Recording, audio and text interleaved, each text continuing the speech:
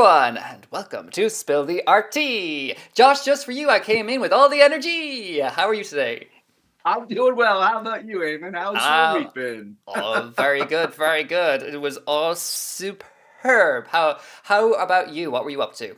Oh, this and that. I get into trouble all the time. Anyone who knows me knows I'm just a little devil. What did you do? What did you do? Oh, I can't say on camera. I won't. I won't make a Okay. permanent Oh record. no. You want me? Oh right. Okay. Okay. It's all hush hush. It's all hush hush. I'm sure somebody will spill that tea Hush, hush sometime. on the QT. Oh dear God. Okay. So, what are the stories we're covering today, Josh? So this week, a workshop making fake Picassos and Rembrandts was busted in Rome. Birkenstocks are not art, a court says. Lisa Schiff bemoans her life. Street art in Singapore is helping people with dementia get around. And conspiracy meets Jackson Pollock. Da-da-da-da-da-da. All that in our Amazing. first. You just cut into my line. All that in our first three-time repeat guest. Our next as we spill the art tea. Welcome to Yes. episode 37. I didn't interrupt you. That's okay. You have to edit it anyway, so it doesn't I'm bother I'm me not one bit. I'm not editing anything. For the record, folks, that curse strike from YouTube was courtesy of Amen. Yeah, Oh I dear. love it. Oh dear. There'll be a bit of a beep over that. But anyway, let's bring on our fabulous guest, our associate producer. Come on. Associate producer. Come on down, Miss Katrina Tracuma. Hello girl. How you doing? Hi, everyone. Hi, guys. And you are our first three-time guest. It's kind of Yes. Lucky appropriate. three. Yeah. Given Three how for much you have three. helped us out, absolutely 100%. So Yeah. welcome. How you doing, Katrina? Hey, I'm doing great. Thank you. Much better this Sunday evening as well. All your energy is infectious. Excellent, excellent. Well, the sun is out, as you can see. We've still got daylight here in London, so I think that's, if anything, a real positive. I've been told I tend to rub off on people. Where, I don't know, but nonetheless. I don't know. But, You're asleep. You're asleep every time we start our call, and by the time we get to starting the live button, you're wide awake and ready for action. it's So I true. don't know. Maybe It's we true. are the ones that are rubbing off on you, Josh. I don't know about that. I think maybe it's more the caffeine and alcohol, but who knows? Oh dear, caffeine and alcohol. That's not usually a good Both mix, Josh. at the same Ice time. pick. Ice pick. Ice pick, ice pick. Somebody get him an ice pick. Waiter, waiter, over here. You Katrina, can't see it. as always, Katrina, we will talk about what's happening in your artistic life Yep. very soon. But we're going to move swiftly into our first story. So, Josh, where are we heading to first? Boom, off to Rome we go. And this is what's interesting about this is we've talked about like busting various rings before about this, right? But what makes this one interesting is not just that it was pop and contemporary art. It's like Basquiat, Warhol, but also like real kind of classic stuff like Rembrandt's. But that's not really what makes this interesting to me. They had deals done with bunches of different galleries throughout the city. So the dealers knew that what they were dealing with was absolutely fake, right? But it's about keep the money rolling because the art world is in the middle of a collapse at the moment. Ooh, And okay. that's what made this interesting to me. These are Boom, there very you go. these are very sophisticated copies, though, don't you Yes. think? Yes. And here he is in his little forgery factory. Yep. Get that with the double F. Excellent. I love a bit of alliteration. I do. But it does, I suppose, raise the question of is this all about trying to figure out what's real and what's not? How are we trying to identify what it is that is real and identifying these authentic works, and what's authentic and what's not authentic?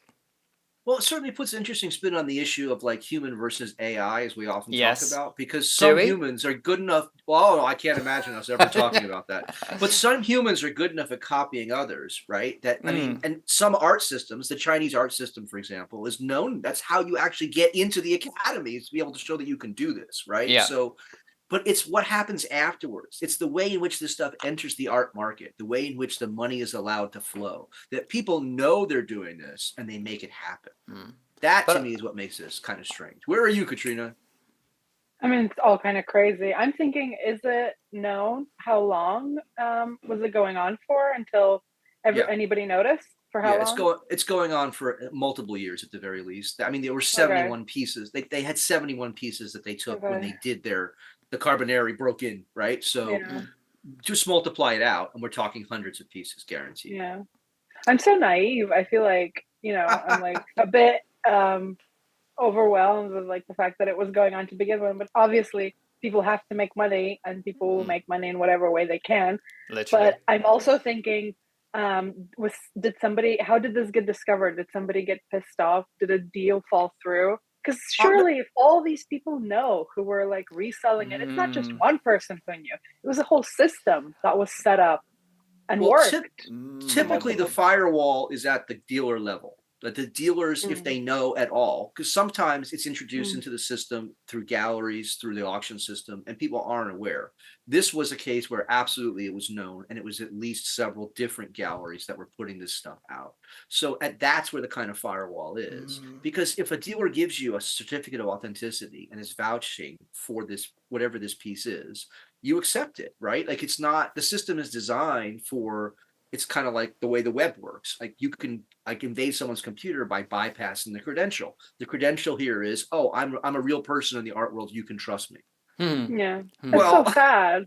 Like, it makes me think how sad it is that, like, obviously this person who did use his talent for this purpose, how they're now in jail and they could have done something that was original. It's sad. Okay, the copies that were made of all the artists, okay, maybe they're, mostly probably dead and they don't care anymore.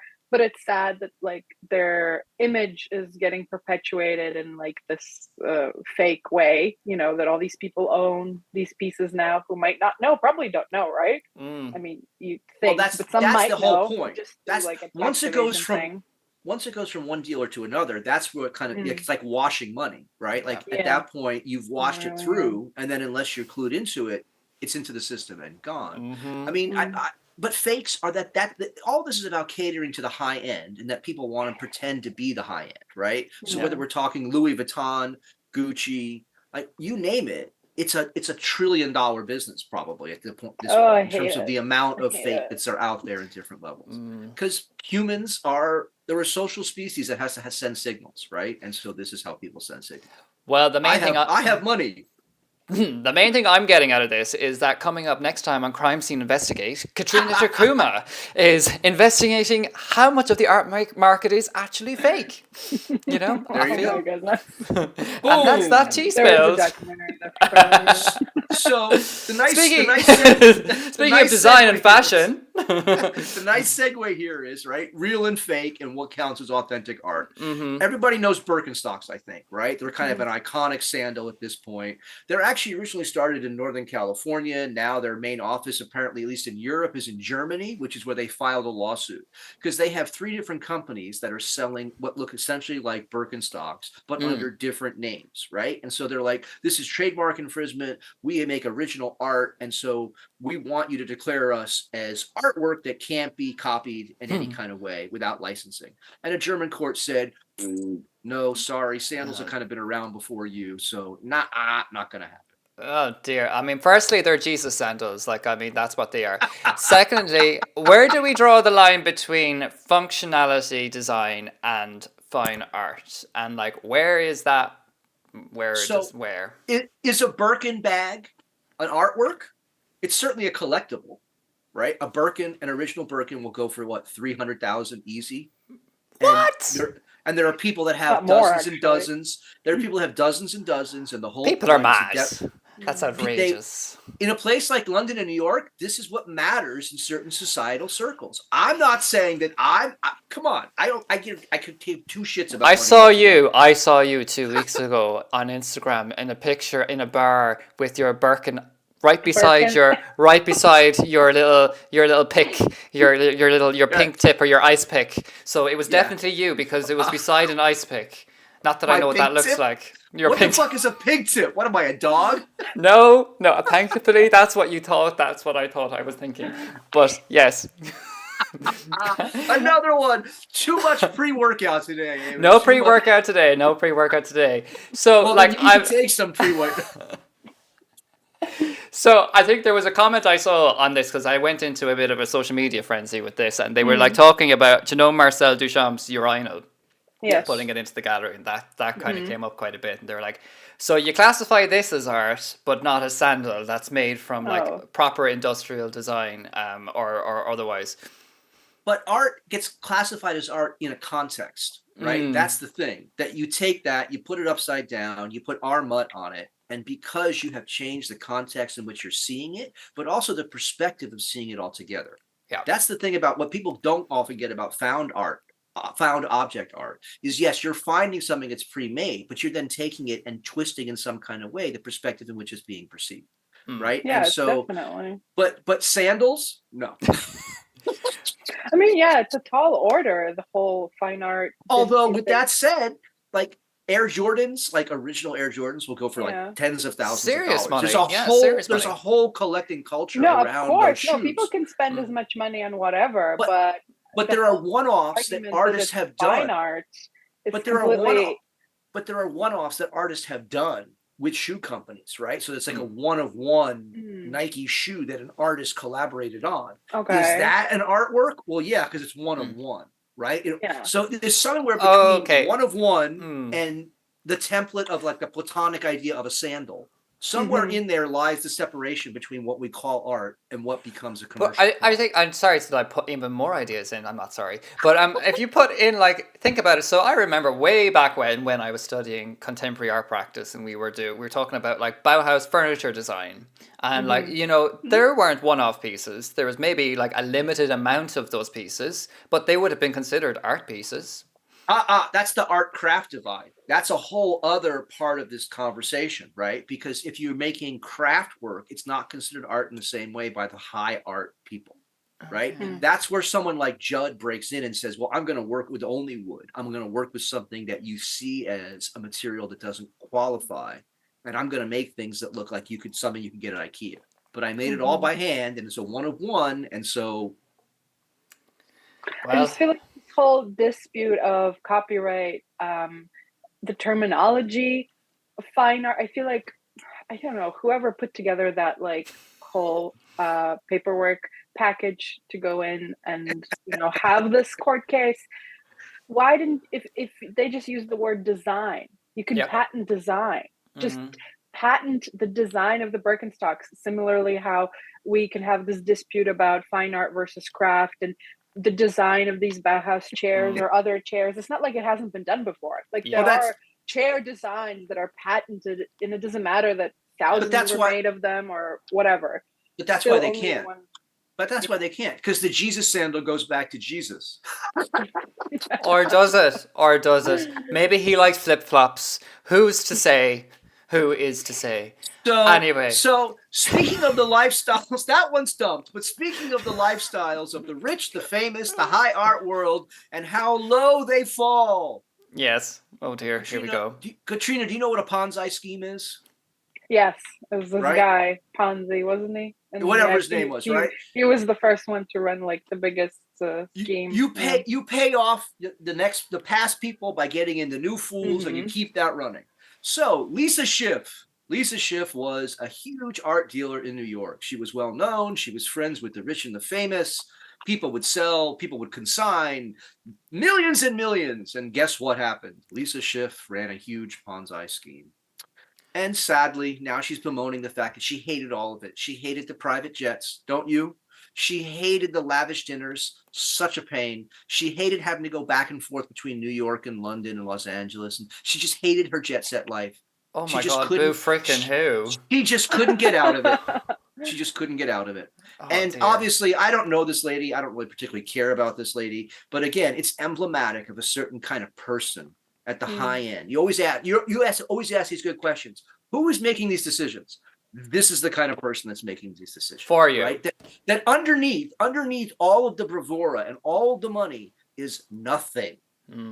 I'll stick to my art, and I'll make my art, and I don't care if it sells or not, because the art is what matters. not these kinds of parasites on artistic impulse. What's going on underneath, though? What is the reason for this remorse all of a sudden? Does she have cancer? Does she need No, to she's going promote she's her gonna GoFundMe? she's gonna get sentenced. No, she's gonna get sentenced in a month.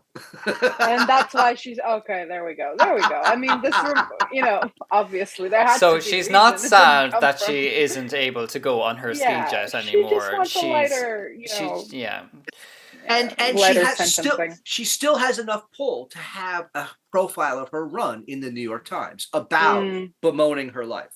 Oh, right? I mean, yeah. Dear Sarah Bernhardt, I cry a tear. I know.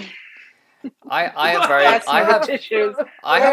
very little say on this. I just think that it's just like, oh, here we go again, another one of these wannabe arts personalities. And she was. Yeah, she was, but I mean, she's not a wannabe. This is someone in the heart of the enterprise with multiple degrees in art from Ivy League schools, with all of the best people on the Upper East and West Sides. Right? This is someone who had we're talking about, like, this is how you clear fakes into the system. This is the kind of person who you would sell to if you had a fake that you knew was fake. If you got her to accept it, whoever bought it from her would absolutely accept without any question that what they were getting was 100%. Well, do you know what? Fair play to her. But you know what Eamon is saying? I think it's probably more on the lines of like what you meant, how she's going after the aura of like an artist, because people who are art critics, art dealers, there's usually something that they couldn't make. Okay, maybe I'm going out on here, but I feel like there's usually a reason why they tried to be an artist and it didn't work out, or they don't have the stamina to deal with constant rejections or whatever it may be. And so instead of like being like one of us and like laboring away at their own thing, they become one of these art personalities. And what Eamon was trying to say, I feel like how she wanted to be a part of this world. She wanted to be with the cool, it's like if you can't teach. Well, I was gonna say it's different than that, right? Yeah, that's the thing. It's that I can do, which is why I'm able to help other people learn how to do. Right? Okay, yeah. If I can't do, well, then I can talk about. And I call that, like, it's a leech on the system. It's like there's researchers versus doers. There's people that write books, and there's people that write about the people who write books. There's people that make any creative impulse. And then there's people that either like fanboy or go ahead. Is it regulation then? Are there a lack of? Because the question. My question is: it regulation? Is it that So like, I mean, you've got all of these people that are art advisors out there. I can Google somebody right now and ask them, you've got a really prestigious looking website. It looks amazing, and I'm interested in buying work, and you have all the connections apparently for that. And so I'm going to put my trust into you, a person who has just put up this site, and there's no like regulation or governance for that person or license that states that person is allowed to give that advice. But this is why there's a kind of parasystem that exists in any kind of creative sort of envelope, right? Artists know other artists. The best way that you get a gallery or a deal or someone is a recommendation. Dealers know dealers, dealers know buyers, buyers know each other, precisely because the barrier to entry is so low, and the likelihood of fakeness from people to objects is so high that unless you can vouch for somebody, and I mean, in that way, it is very much like the street that I'm used to. It's just at very much higher poker stakes than I would ever be able to play. Yeah. Right? But it's the same impulse. If I don't know you, I might talk to you, but I don't trust in the fucking thing you're saying, right? Beep. Because I don't know you. Yeah. Okay, so let's put some trust then. Let's put some full stops on that conversation for a minute, and let's go see what's happening with Nua Collective. All right, over now for a minute. We'll be right back after these messages. New Collective, an arts community collective with art artists and art publications with fresh work, news and updates added weekly to our online collection at newacollective.com. Here you will also find our Newa Journal featuring articles and podcasts, which are also available on Spotify, Apple Podcasts, and wherever you get your podcasts from. Follow us on Instagram and TikTok, like this video, and subscribe to our YouTube channel so you don't miss out on us spilling the RT in our weekly roundups every Monday. What are they supposed to do, Josh? You're supposed to like, share, subscribe, send to 3 friends, smash that button, ask for swag, leave a comment, call your mom, wipe your ass. Don't wipe your ass. Well, at least wipe your ass before you leave the toilet. Oh, bless us and save us. Right, well, you'll see what just happened and why we're giggling in the 50th episode anniversary showcase that will happen in just 13 episodes time. In just 13 episodes, all the best stuff that never made it to air before. You will see some amazing things. Nonetheless, off to Singapore we go. Off to Singapore we go. Oh dear God. This is interesting. I need some Valium first. Sorry, go on, yeah. This is an interesting statistic. 80% of the people in Singapore are over 65, right? And obviously, the older you get, 80%. Because Singapore, right, we're talking about a city that has gone nothing but aged out as it's gone, right? So obviously, we're dealing with people that can end up with dementia, Alzheimer's, different kinds of things, because people are living longer and like you just become more susceptible to this. Yes. So picture that you have a city that you've designed to actually have good housing for everybody, but it's very much, I wouldn't say brutalist, but very much a repetitive kind of architecture, right? And so if you have dementia, you're likely to get lost and not remember and have no way to do anything. So what they came up with is a really interesting thing. They're painting all kinds of like rather simple murals to allow people to remember. I live in the building that has the yakitori. I live in the building that has the cauliflower, right? Like just simple things that can trigger in their mind. And it's this wider thing. Canada is apparently doing the same kind of thing, where the goal is to like meet people where they're at in this kind of universal design ethos. So by allowing this to happen to help people who are absolutely in need of it, anybody else who might get lost in the city, for example, also can remember, oh, I remember seeing the yakitori and I made a left, right? So it's kind of a cool use of using public art that actually helps the public beyond just the beauty of the aesthetic of the art itself. I think this is just amazing. I think it's like a perfect example of art. It's not just for art gallery walls. 1, art is a form of accessibility. 2, art is for everyone. 3, and I just think that my memory is so damn crap, I need it all over the country. So bring it all on. I love it. I absolutely love it. Totally here for it. What do you think? Yeah, Katrina? Wonderful. Like absolutely wonderful. It's a universal form of communication, of course. Yeah. It's great. And yeah, what you're saying, it's art for everyone. It's also fantastic to think of how if other countries are implementing this and, eons and eons later, years and years will pass, and then whatever rubble of whatever city is going to be discovered, same way how we look at Pompeii. Somebody's going to be figuring out why was there, drumsticks and lettuce and all sorts of stuff on the walls of these buildings. It's fascinating. Yeah, love it. It would be lettuce outside Lucy Lamb's house and on her wall. I wonder if there's competition, actually, that you say that. I wonder if the residents get a say and if everybody wants to be we want to be the house with the cat on it. For the most popular images. It's funny because go on. I was just saying the article does not give the level of detail you're asking about their logistics, but certainly it would have been an interesting design competition. Absolutely. I think it's absolutely fantastic. I mean, you see all of the big high-rise, especially in the likes of big cities like in Dublin, in London, and in New York or wherever, and they're all just steel glass buildings now, with concrete, and it's very difficult to get lost, no matter if you have dementia or not. And but the fact that it is so helpful for those people with dementia is just I love it. Yeah. I love it. I'm amazed with it. Yeah. Well, I mean, I think art should be a reflection of the culture around it, right? Because art comes from culture and contributes to it. And we're an aging society, right? We're dealing with these issues on many different ways. Art should be a reflection of that.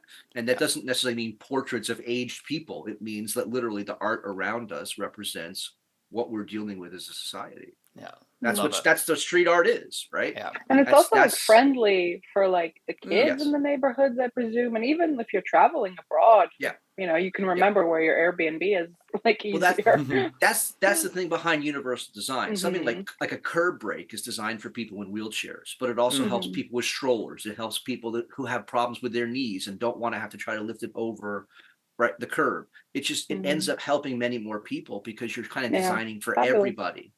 And yeah, it's like it's going to the base of what connects all of us as humans, which as a humanist, that's kind of what I'm actually interested in. But that's me. What do I know? Yeah, it's so practical, it's so aesthetic, it's so fabulous. Love it.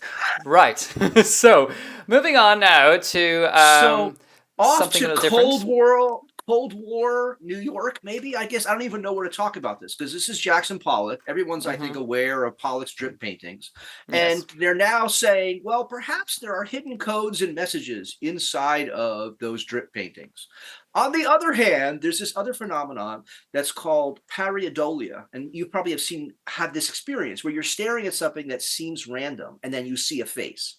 Or you're looking at the arrangement of rocks and it suddenly looks like a skull, right? It's not there intentionally. It's that we have a need to put patterns together by design. That's what evolution has made us, right? We're the thinking monkeys. So the issue is Pollock's repeated use of certain kinds of motifs? Did he intentionally have these motifs show up in these what seem to be random paintings? Or are we just coming up with it because we need to see a pattern that isn't there? Mm-hmm. Wasn't it Marvel that's kind of doing all that now? They're doing a lot of that of hiding faces. They're Marvel doing that a bit Yeah. in their movies. They're kind of hiding little Easter eggs of. Oh, yeah. I mean, this is an original form of an Easter egg in that way. Yes, if it's Yeah. true. On the other hand, you're talking about paintings that are done. I mean, this was literally called action painting at the time, right? In other words, you're constantly moving, constantly dripping. Most people have probably done this at some point in an art class. It's not a particularly difficult technique. Pollock is famous because he got there first. That's how it works in the art world, right? But he's probably didn't get there first. I really doubt he's the first person to drip shit on and go, hey, look, I made a random pattern. He just did it at the right time in the right place. It's these things always are, right? Yeah. But they're talking about repeated motifs of like bottles and monkeys and all kinds of shit that to me it's more about what you bring to it. The thing about abstract art is it forces out from people what they see because there's nothing intrinsically there per se. These are patterns, right? What the patterns add up to you, like a Rorschach blot test, says about how you put the world together, not what's there intrinsically. I think even like as an artist myself and what I put together in a painting, generally trying to go in without any pre-notions of how I form it. And then you come back to see, oh, where did that come from? Or did that shape come from? And that shape looks like a bird and that shape looks like a... And it's all kind of subliminal, isn't it? It has those kind of unconscious elements that you would have put into from your own... No, Josh disagrees. Well, no, I just think sometimes that's a self-reinforcing cycle as an artist, right? If you're doing abstract work and you're like, oh, that kind of looks like something, then you're adding to it that helps to emphasize that. Yeah, Whereas if you're kind of painting blind in the sense of like just doing it and not thinking about it and totally getting into the flow of the moment, then you're channeling something. Don't get me wrong. I think you're channeling the energy of the universe. I don't necessarily think that it's like your subconscious speaking through your hands in a way or something. Like it's not a Ouija board or something. I don't know. Where are you, Katrina? You do all kinds of art. Where are you? Yeah, I mean, it's definitely really interesting. I kind of feel like why hasn't anyone thought of this before? That there's like obviously if you spend enough time, like long enough looking at these works, that you'll see something. I must admit, I'm not like the biggest fan of Jackson Pollock, and although I haven't seen any in real life, so maybe that will change my perception once I do. I do like that story about how what you were saying, Josh, he was doing it at the right time. And obviously he was the first one to also get recognized for doing it. And his first piece, I believe I read some time ago, was a commission for a hotel. And it was it's still apparently up in that hotel. It was like a massive thing. And he procrastinated for so long that he just dripped paint on it 2 days before it was due. And that's basically it. That's how the name Jackson Pollock, came into history. He had other styles before. He had other styles afterwards. He wrapped himself around a tree because he was an alcoholic, and that was the end of any styles. The CIA helped to promote this because it was used during the Cold War as a way of promoting certain kinds of Western values. Like that's actually documented. So there's a different kind of like Jackson Pollock conspiracy out there, right? That's an actual true thing that happened. This, though, No, come on. Anyone who's working fast and under pressure of a deadline, if you're an artist who has to produce, you have a show or something, you're like, holy shit, I got to get 6 more works done. I have a week. You know that exactly that feeling. You're not thinking about anything at that point. No. You're just trying to get the shit done. Yeah. Right? Like, I am on the line for this. I have to get this in. So at a certain point, to me, it's why I call it a conspiracy, because it's like, I just don't think it's there. I think we bring to it. We want there to be, right? It's almost like we want there to be an underlying structure. But it doesn't mean that there actually is an underlying structure. Yeah. I mean, once you start examining, you can go into deep. Yeah, of course. I'd have to see it like in real life, I think, for me to make up like my own mind about it. But I bet I could just see any random shapes in it just on my own if I saw it, And particularly for like Jungian analysis, we're talking about archetypes kind of stuff, right? And so they say, well, Pollock went to psychotherapists, and so of course he knew about Jungian, but everybody knew about Jungian archetypes by the 1950s. This is nothing new to people at that point, right? Like, this is an established thing, that there's these patterns that are out there that we tap into in different ways.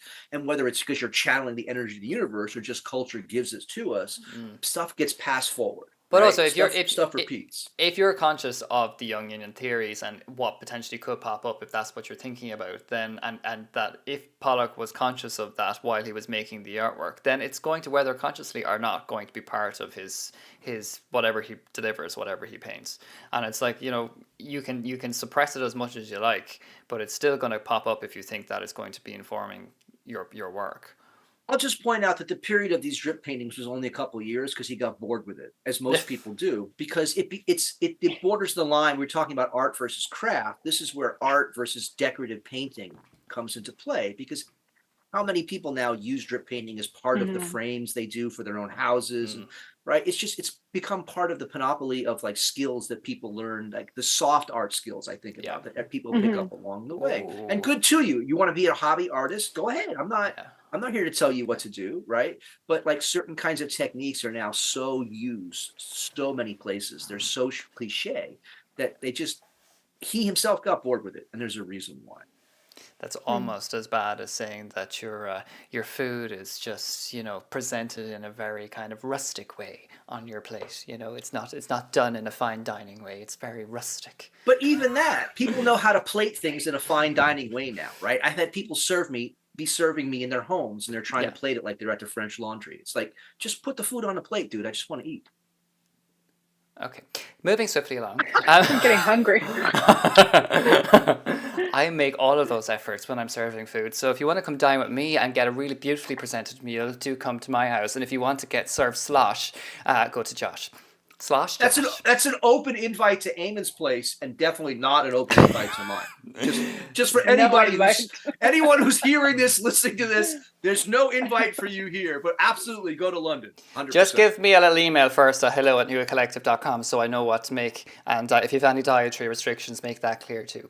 Thank you very much. Now, moving into our artist of the day, Miss Katrina Tracuma, the fabulous Latvian who is joining us. Katrina, what is happening in your art practice at the moment? Give us all the tea. Oh my goodness, where I'm at that place that Josh said, I'm on the line. I have a solo show coming up, opening at the start of May. Congratulations. Thank you. It hasn't hit me yet. It'll probably hit me like 5 days before. Is this your first solo? No, this is the first one in Latvia. Well, not even like the first one in Latvia, but like a first one in a culturally recognized institution that's in Latvia. Yeah. Well, we can put it that way because and so yes, I am obviously, because it's kind of a first introduction to a Latvian audience in terms of my work. I'm not like making everything completely new. There's going to be several picked works that are they're forming like the basis of kind of what I've made so far that I feel like represent me and my style well. So the exciting thing is that it's in my hometown. It's at the Jelgava Culture Center on the first floor gallery.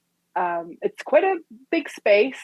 There's good lighting in there. It's also very good for footfall because obviously they have like 3 or 4 stages, something crazy like that inside the whole Okay. building. And like we don't have a cinema in Jelgava, but they have like that's where we A watch like screening room Flow. kind of thing. Yeah, yeah. Yes, yeah. Well, they do it on the theater, like in the theater on the stage. I guess they can put out like a screen, so it's kind of like a cinema without being an official cinema in our hometown. And so yeah, there's like hundreds of people coming to plays, dances, again across like 4 stages. So in a month, you'll get like thousands and thousands and thousands of eyes looking at Nice. your work. So it's pretty great in that regard. Amazing. That's so cool. Yes, and my like piece that I finished my bachelor's in fine art with, and that now just this past year was in Vilnius for the Young Painter Prize exhibition. Fred is going to be there. So again, a debut in Latvia. There's you with Because that Fred. painting, yeah, that painting hasn't been like seen outside of Ireland, just like now in Lithuania, and now finally, in my home. So Fred will be surrounded by an array of other, mostly mammals. I know that I have to get to painting some fish, but that'll be for a later show. At the moment, I'm still like in the mammal phase of representing a lot of basically domesticated animals. So there's also going to be some piggies and some chickens. Might be like a cat or dog or two as well. And the whole concept for the show is the title which my partner helped me come up with, and in Latvian it's zemnieki, which like literally translates to farmers. And the beginning of that word is zem, which is like from the word zeme for earth, and our planet zeme. And then nieki is like a Latvian word for something small and minuscule, so putting them together, zemnieki. I just think the title will hopefully draw in people, because what they're going to see at this exhibition, I think, will surprise them. There will be obviously like no actual farmers. There's going to be everything to do with farming, and mostly in a way that how it's done nowadays. So like the modern day, mass murder of all the animals, the way it's happening daily. There's also going to be some plein air pieces painted in like local areas around Jelgava at actual farms. So that's also Wow. like an interesting, aspect to it. And then there's also going to be hopefully an interesting opening event for the whole show, but more on that later. Okay. And as part of this as well, I'm producing 2 more books. I have like these books that I make when I'm preparing for a show, because the way that I paint, like with oil paint, is kind of stressful. I don't really get like a lot of calming, zen, meditative energy out of it. And so I have this coping mechanism that I've kind of began doing during my MFA studies, that I, alongside the main body of work that I have then displayed at the show, I have these books. I use books that usually get thrown out, so either old textbooks, but they somehow still relate to my themes of interest. Like, for example, I've used an old biology textbook, really nice paper in it. I've used also like this book that's in Mandarin that I got from like my housemaid, economic lecture notes. It's quite thick. And so I fill these pages of these books with kind of secondary research of things that are inspiring me and going on around me in my day-to-day life. So they're very personal. And even though I reflect on global issues in my own work, I do it through this personal lens of what concerns me. And this whole like artifact of the book intrigues me, that you can pick it up. There are also objects that you can touch during these exhibitions, obviously. So my goal is kind of to have a book for every solo show that I do. So I'm going to have like 2 ones that are new that haven't been seen before as part of this. And obviously I'm going to include the previous ones as well. And the idea is that the bookshelf will kind of keep growing the longer I have my career. So yeah, that's also exciting because it's actually like fun painting them. I do them in gouache and it kind of relaxes me. It takes me no longer than like an hour to do a single page. So it's like a small thing that I also tend to do at the end of every day. It doesn't matter if I actually got to paint anything like on a big scale that day. Maybe I had other things going on, but in the evening I tried to wind down from it all via this method. Wow, that's really cool. Yeah. And I love that. I love that whole routine element of having something to do in the evening, and also it kind of keeps that spark going, doesn't it? It kind of, you're constantly making and constantly responding, so it's brilliant. That's really great. Wow, you're very busy, Katrina. You're very busy. Dates? What are the dates of this show? So install is going to be like end of April. I'm confirming like this coming week. Probably be like very beginning of May, around the 5th. But I'll announce everything on my socials, of course. And Great. For anyone who like wants to see the work who isn't in Latvia, I have my 2 first books available on my Patreon page, so you can completely like look through the whole thing. And then for these newer ones, I think I'll keep them for a while as like a part of the exhibition thing, but then probably will release them on my Patreon as well for everyone who loves me and my work the most and supports me. Excellent.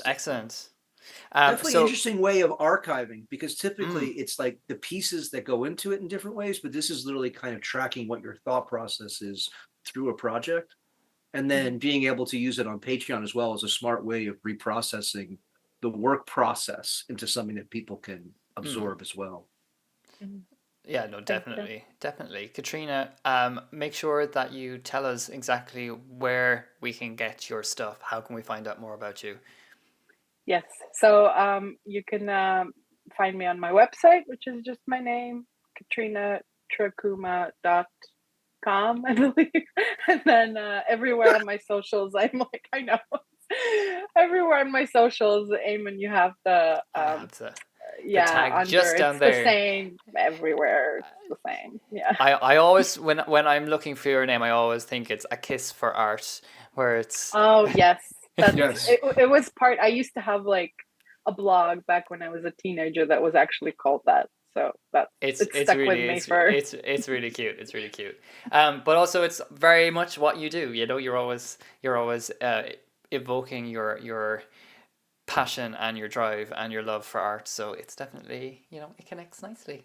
Same as the new tagline: love art, love art. Support artists. That's it. Love art, support living artists. There you go. Yes, do that. And if you are in the mood to buy some art, do check us out, www.newacollective.com. You can like, share, subscribe, do all that you possibly need to with Newa Collective at our Instagram, Facebook, Twitter, or X, or whatever it's called now. I keep saying that. Oh, damn, don't go there. We are everywhere. We are everywhere. And also, finally, make sure that you check us out on whatever platform you do listen to your podcasts, and share them with your friends and family and whoever you hate as well, if you like to do that too. Remember, make sure to follow, subscribe, and let us know. Is there something scandalous that you'd like us to talk about? Is there any sort of scandalous art stories you'd like to bring to us, or is it just a sandal? So, there we go. That is it. That's all we have time for today. Thank you, Josh. Thank you, Katrina. Back next Monday with more stories.